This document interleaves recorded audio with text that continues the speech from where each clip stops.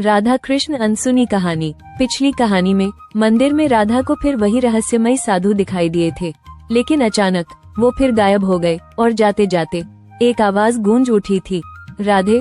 उस आवाज ने राधा के दिल को अंदर तक हिला दिया। राधा जल्दी से मंदिर के बाहर आती है। चारों तरफ तेज हवा चल रही थी, पेड़ों के पत्ते हिल रहे थे, लेकिन वहाँ कोई नहीं था।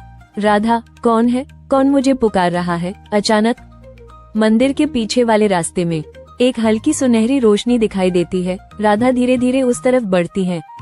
उनके कदम कांप रहे थे, लेकिन दिल कह रहा था वहीं कोई सच छिपा है। राधा उस रास्ते पर चलते चलते एक बहुत पुराने वृक्ष के पास पहुंचती है।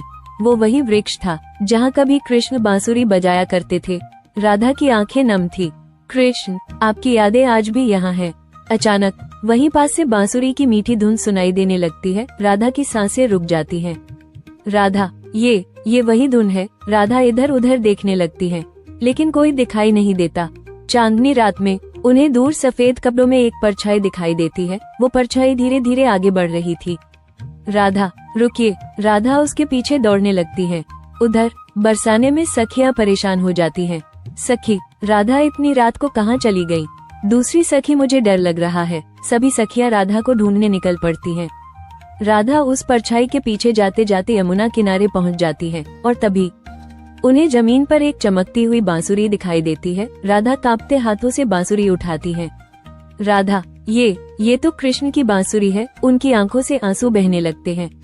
अचानक पूरा आसमान नीली रोशनी से चमक उठता है। यमुना का पानी चमकने लगता है। हवा में मोर पंख उड़ने लगते हैं।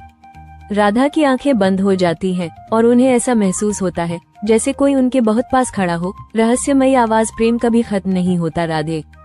राधा अचानक आंखें खोलती है और सामने देखकर हैरान रह जाती है, क्योंकि उनके सामने वही रहस्यमयी साधु खड़े थे, लेकिन इस बार उनके हाथ में कृष्ण की बांसुरी थी। कुछ रहस्य समय आने पर ही खुलते हैं। जय श्री राधे कृष्णा।